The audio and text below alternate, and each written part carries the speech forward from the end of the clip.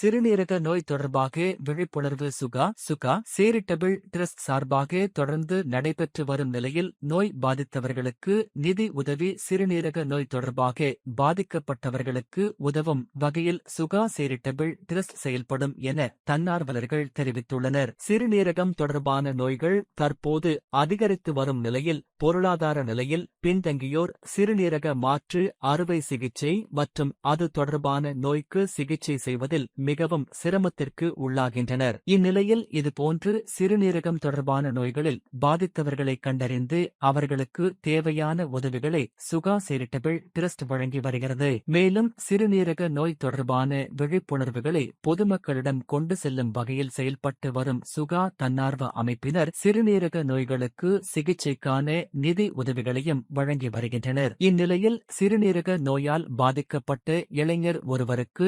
25,000,000 நிதி உதவியை Suga charitable trust chairman Rajan Arumugam வழங்கினார். வடவள்ளி பகுதியில் நடைபெற்ற இந்நிகழ்வில் சுகா சேரிட்டபிள் டிரஸ்ட் துணைத் தலைவர் doctor Khaja Moinuddin, rotary club Vadavalli தலைவர் சரவணன், சுகா சேரிட்டபிள் டிரஸ்ட் தலைவர் சண்முகராஜ் மற்றும் நிர்வாகிகள் வீரமணிகண்டன், சரவண வெங்கடேஷ் உள்ளிட்டோர் உடனிருந்தனர். சுகா சேரிட்டபிள் டிரஸ்ட் குறித்து அதன் சேர்மன் ராஜன் ஆறுமுகம் கூறுகையில், சிறுநீரகம் தொடர்பான நோய்களுக்கு தீர்வு காண்பது மற்றும் நிதி உதவிகளை வழங்க சுகா செயல்பட்டு வருவதாக கூறிய அவர், குறிப்பாக கடுமையான சிறுநீரக செயலிழப்பு மற்றும் இறுதிநிலை சிறுநீரக நோய் உள்ளவர்களுக்கு சிறுநீரக மாற்று அறுவை சிகிச்சை செய்வதற்கான உதவிகளை சுகா செய்வதாக கூறினார். மேலும் இந்த உயிர்காக்கும் சிகிச்சை முறையை செய்வதோடு டயாலிசிஸ் போன்ற சிகிச்சை முறைகளுக்கும் சுகா நிதி உதவி செய்வதாக தெரிவித்தார். மேலும் சிகிச்சைக்கு பிறகு வாழ்நாள் முழுவதும் உட்கொள்ள உள்ள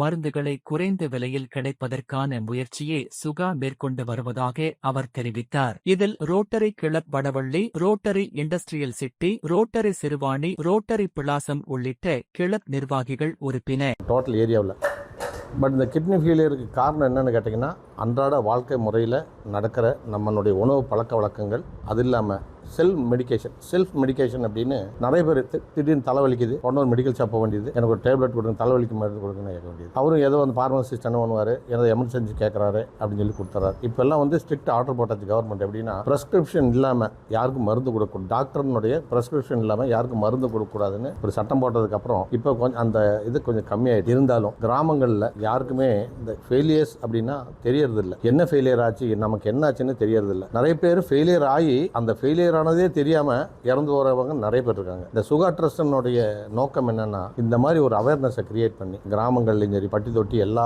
இடத்துக்கும்